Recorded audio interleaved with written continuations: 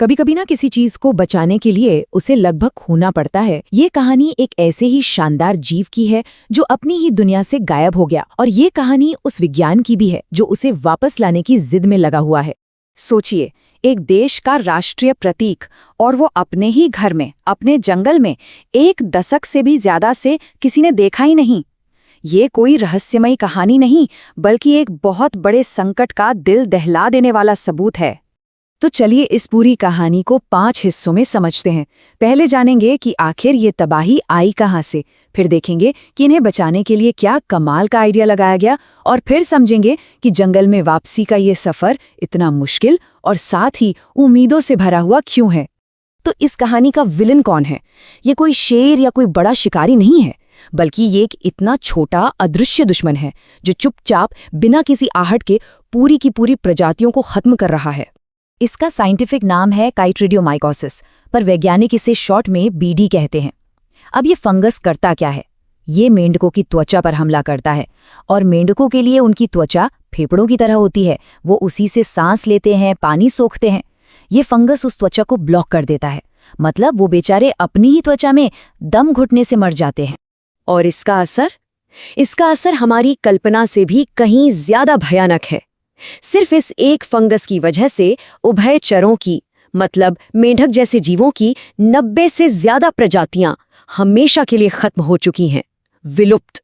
ये वन्य जीवों के इतिहास की सबसे बड़ी महामारियों में से एक है। तो जब जंगल में मेंढकों का बचना नामुमकिन सा हो गया, तो वैज्ञानिकों ने एक बहुत ही साहसी योजना बनाई। उन्होंने सोचा, अगर हम उन्हें जंगल में नहीं बचा सकते तो क्यों ना उन्हें जंगल से ही बाहर निकालकर बचा लिया जाए। और देखिए, ये कोई आम मेंढक नहीं है, पनामा का सुनहरा मेंढक। वैसे टेक्निकली ये मेंढक नहीं, एक टोड है। इसकी स्किन में इतना जहर होता है कि हजारों चूहों की जान ले ले। और सबसे मजेदार बात, ये तेज बहती नदियों के पास रहता है, तो वहां शोर बहुत होता है। इसलिए ये चिल्लाने के बजाय अपने साथियों से बात करने के लिए हाथ हिलाता है। इसी अनोखे जीव को बचाना था, और इसी मकसद के साथ बना Panama amphibian rescue and conservation project, यानी PARC। इसका एक ही लक्ष्य था, इन मेंढकों को बायोसिक्योर कमरों में सुरक्षित रखना, उनकी देखभाल करना, उनकी आबादी बढ़ाना और इंतजार करना कि जंगल उनके लिए फिर से सेफ हो जाए। ये सचमुच में इन मेंढकों के लिए एक मॉडर्न नूह की नाव थी। लेकिन किसी प्रजाति को कैद में बचा लेना तो सिर्फ आधी लड़ाई है। असली चुनौती तो अब शुरू होनी थी। उन्हें वापस उसी दुनिया में भेजना था जहां उनका दुश्मन, वो बीडी फंगस, अब भी हर पत्ते हर पत्थर पर उनका इंतजार कर रहा था।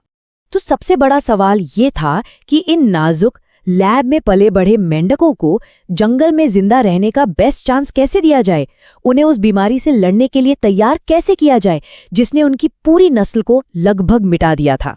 इसका जवाब ढूंढने के लिए वैज्ञानिकों ने एक एक्सपेरिमेंट किया। उन्होंने लिमोसा हार्लिक्विन मेंढक पर 2 तरीके आजमाए।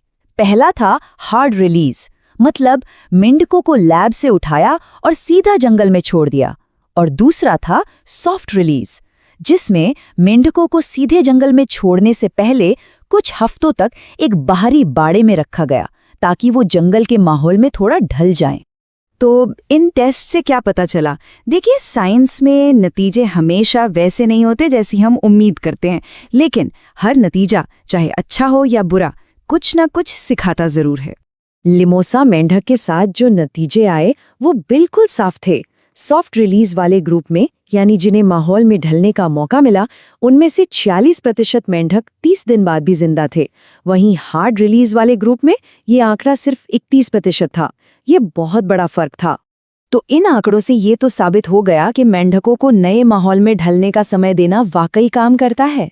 पर असली इम्तिहान तो अभी बाकी था, पनामा के उस मशहूर सुनहरे मेंढक का, जो इस बीमारी के लिए और भी ज्यादा सेंसिटिव है। और जब सुनहरे मेंढकों को छोड़ने के ट्रायल किया गया तो शुरुआती नतीजे सच कहूं तो दिल तोड़ने वाले थे। ट्रायल के दौरान छोड़े गए लगभग 70% मेंढकों की मौत हो गई। 70% की मौत सुनने में ये एक भयानक नाकामी लगती है ना? लेकिन जैसा कि स्मिथसोनियन के एक बायोलॉजिस्ट ब्रायन ग्रिडविक ने समझाया, ये नाकामी नहीं थी, ये बहुत ही कीमती डेटा था। हर एक मेढक, चाहे वो जिंदा बचा हो या नहीं, वो वैज्ञानिकों को ये समझने में मदद कर रहा था कि जंगल में असल में ये बीमारी फैलती कैसे है और मेढक उसका सामना कैसे करते हैं। और इसी डेटा को जब एनालाइज किया गया तो उम्मीद की एक नई किरण दिखाई दी।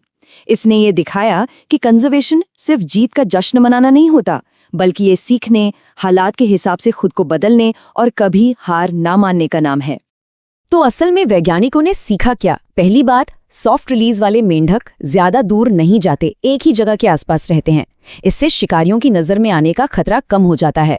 दूसरी बात, वैज्ञानिकों को पहली बार असल जंगल में इस बीमारी को करीब से स्टडी करने का मौका मिला। और सबसे जरूरी बात, इस डेटा से ऐसी जगह ढूंढने में मदद मिल रही है जहां का तापमान मेंढकों के लिए तो ठीक है, लेकिन उस जानलेवा फंगस के लिए बहुत ज्यादा गर्म है। ये कहानी सिर्फ मेढकों की नहीं है, ये इस बात की है कि जब प्रकृति का बैलेंस, जब एक पूरा इकोसिस्टम टूट जाता है तो उसे जोड़ने में कितनी मेहनत लगती है। ये एक बहुत धीमी, मुश्किल और कभी-कभी दिल तोड़ने वाली प्रक्रिया है, लेकिन हर एक कोशिश, हर एक ट्रायल हमें उस भविष्य के एक कदम और करीब ले जाता है जहां पनामा का सुनहरा मेंढक एक बार फिर अपनी नदियों में आजादी से घूम सकेगा।